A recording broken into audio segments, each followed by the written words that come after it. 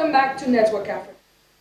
Many aftermath of the South Sudan war is that many women were left widowed, most of whom now have little or no means of either looking after themselves or raising their children. With an uncertain future, little or no skills and no education, aid workers say they need more focused assistance to help these women raise their children.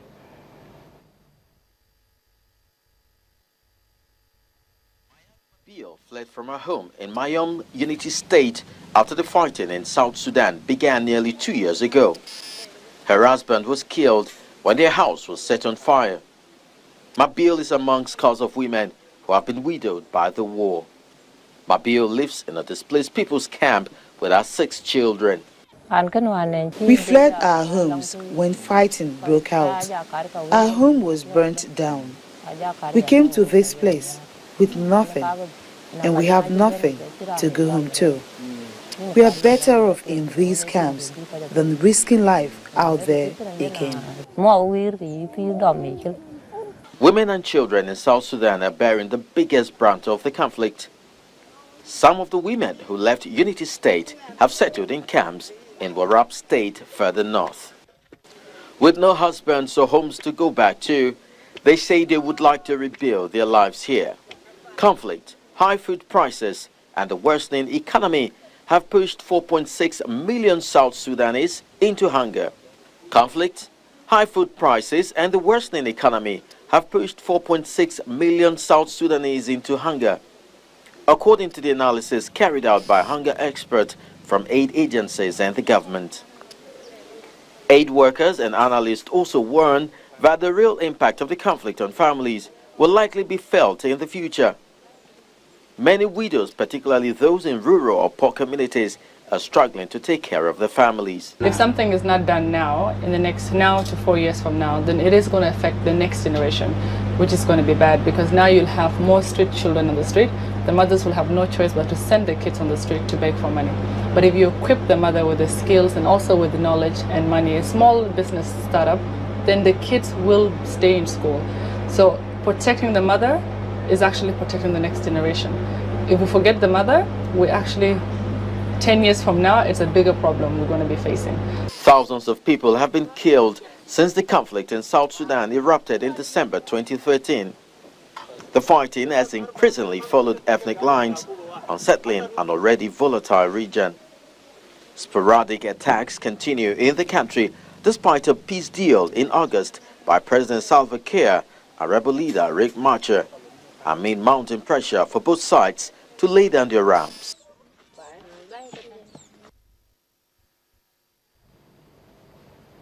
That's quite tragic. Now, Rebecca Domabia, the widow of late Dr. John Garang Domabia, a developmental economist by profession, considered the single most influential person in the history of South Sudan, having led the rebellion that led to the independence of his country, joins us now on Network Africa. She now lives in Kenya. Thank you so much for joining us on Network Africa. You're welcome. Now, you had to flee the country because of the war after your husband died. What was that experience like now, even as a widow?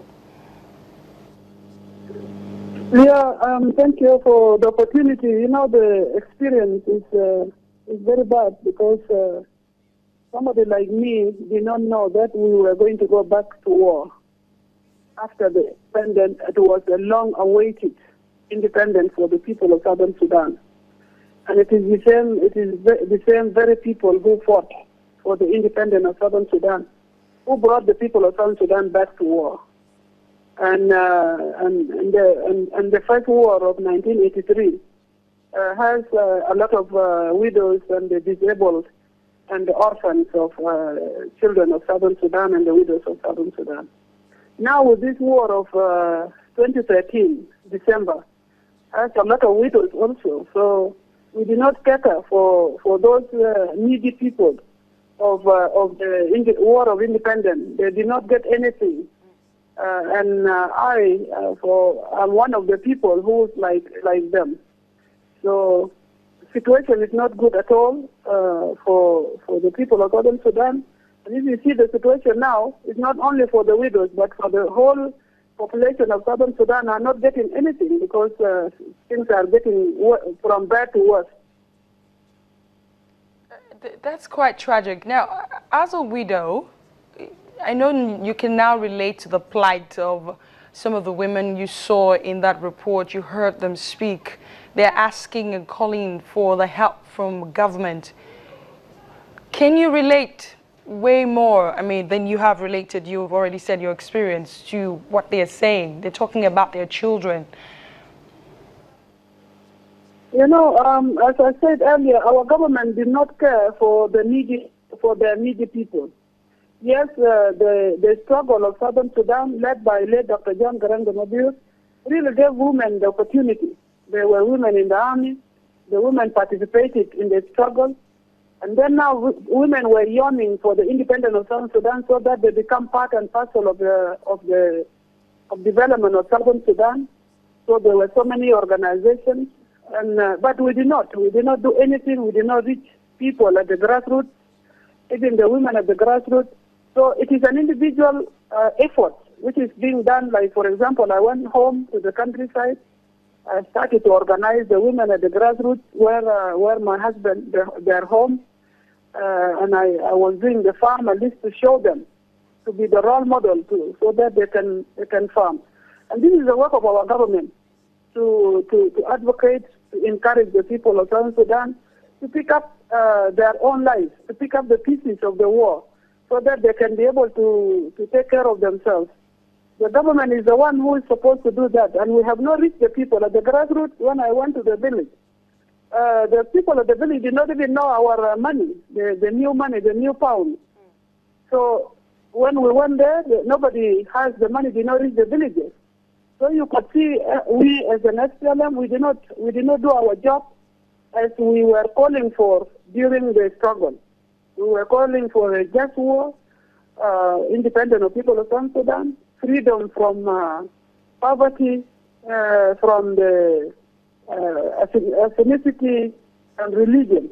So when we came and we had our independence, it is us, the same people who liberated them, who were doing injustice into them. So you can see that women are really, as Dr. John put it, he said that women are marginalized or marginalized. Okay. So marginalization of women is double. What are you asking the government in the immediate to do now? What are you asking? What are you soliciting for right now in a bid to alleviate the sufferings of these women? We just wanted the war to stop. We wanted the people of South Sudan to be left alone because we have failed. And now the peace which was signed in Addis have given the government an opportunity and the rebels an opportunity of 30 months. So it is for us to say that we to go in front of people of South Sudan and say we are very sorry for what we have done, so that they can continue to implement and they should advocate for peace. But what is happening now in Juba, the government is advocating for war. They just wanted to spoil this peace because there are some few people who have taken the wealth of Southern Sudan into their hands and their pockets. So if other people come in, they will not be able to have that time or that chance of getting money or rob, because people are robbed in Southern Sudan. So if peace comes, there are people who does not like peace. And I have never seen in any country in the world that people demonstrate against peace. It happened in Southern Sudan.